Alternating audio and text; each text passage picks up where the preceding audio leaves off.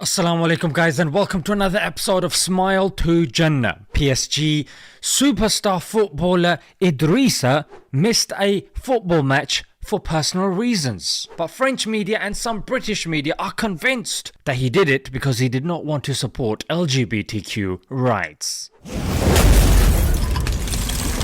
Smile to Jannah.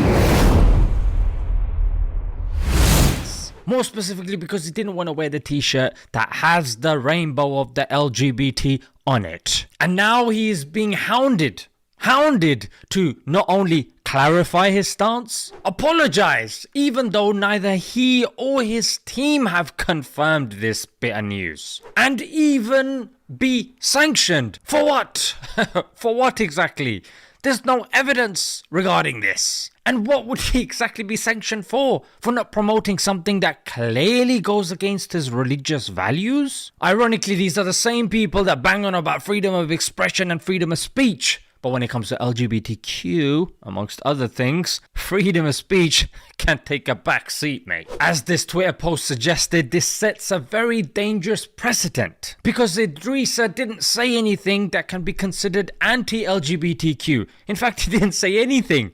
But the mere assumption that he may have harbored those feelings is enough for not only him to be hounded, but those people that even support him. You can see even they're being outed as well. Refusing to support something should not be equated to being against it. For example, if you don't support Islam, can we say that you are against Islam? Of course not. You have a right not to agree with it. You have a right not to support it.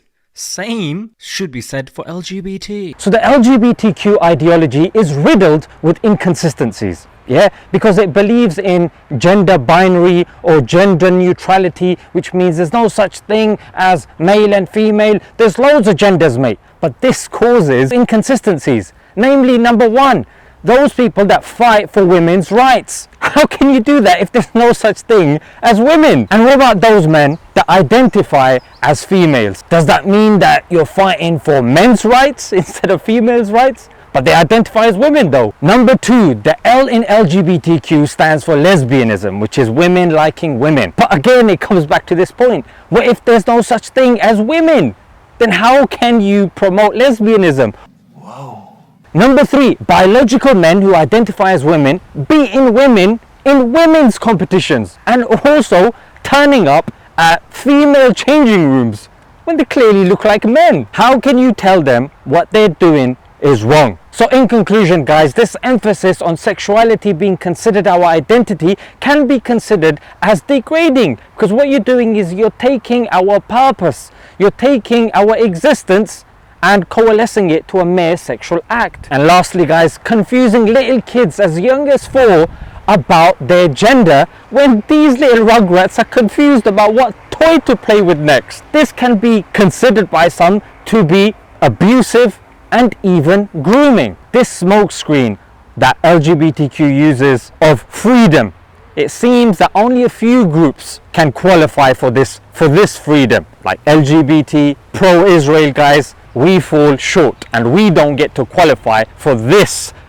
level and this degree of freedom of expression. Inshallah, you guys have benefited. Let's leave it there, guys. Until next time, Assalamu alaikum.